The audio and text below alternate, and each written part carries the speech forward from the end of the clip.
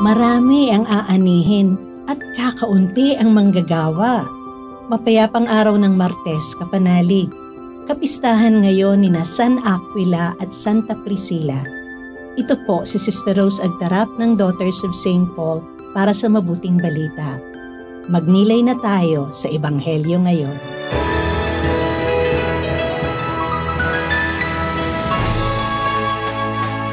May nagdala kay Jesus ng isang lalaking pipe na inaalihan ng demonyo.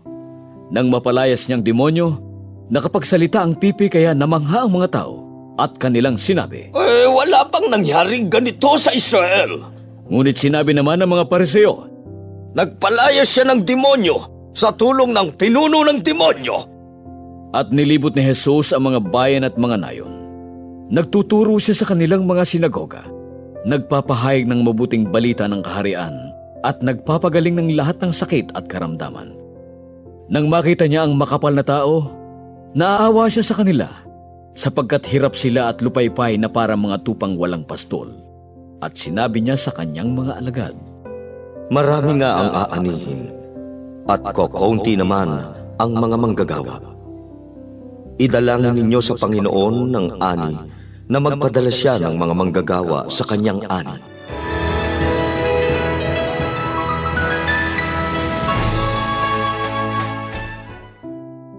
Nagpapalaya siya ng mga demonyo sa pamamagitan ng prinsipe ng mga demonyo.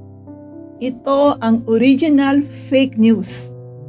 Pinalaganap ng mga Pariseo ang kasinungalingang ito upang sirain ang kredibilidad ng ating Panginoon. Dahil dumadami na ang mga naniniwala sa Kanya. Sinong may matinong pag-iisip ang maniniwala dito? Pero kumalat ito, nagpasalin-saling bibig. Dahil mula noon hanggang ngayon, napakadali ang maniwala at magpasa ng mga naririnig para makascoop ika nga na hindi nag-iisip, nagsasaliksik o nagbeberipika.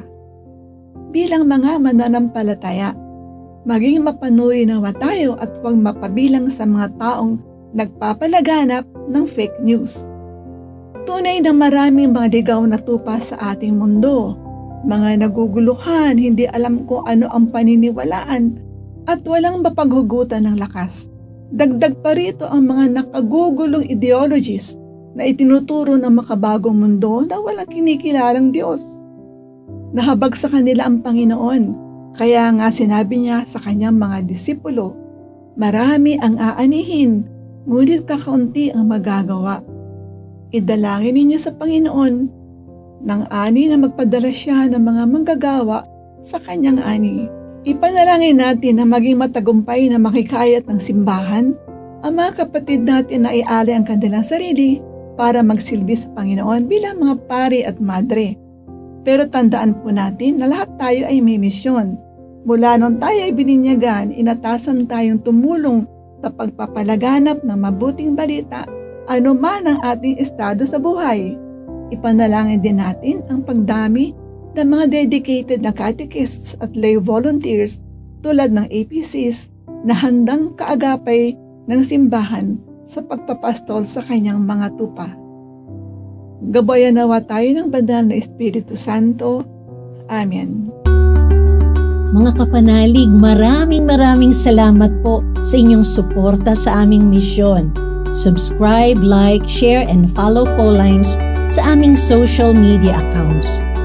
Patuloy po kaming humihingi ng inyong tulong upang maipagpatuloy ang programang ito. Maaari po ninyong ipadala ang inyong love offerings at donasyon sa aming donations channels. Makakaasa po kayo na kasamang lagi ang inyong mga intensyon at kahilingan sa aming panalangin araw-araw. Ito pong muli si Sister Rose na nag-aanyaya sa inyong manalangin. Santa Maria, Mahal na Birhen del Carmen, inihahandog namin sa iyo ang aming sarili at kalooban. Pagpalain mo at gabayan ang aming mahal sa buhay, pamilya at bayan. Itinataas namin sa iyong pamamagitan ang aming saya at kalungkutan, tagumpay at kabiguan, kasaganaan at kahirapan, kalusugan at karamdaman. Maialay nawa ito sa iyong anak na si Jesus upang magkamit para sa amin ng mga pagpapala. Amen. We are here to provide a new way of communicating and proclaiming the gospel.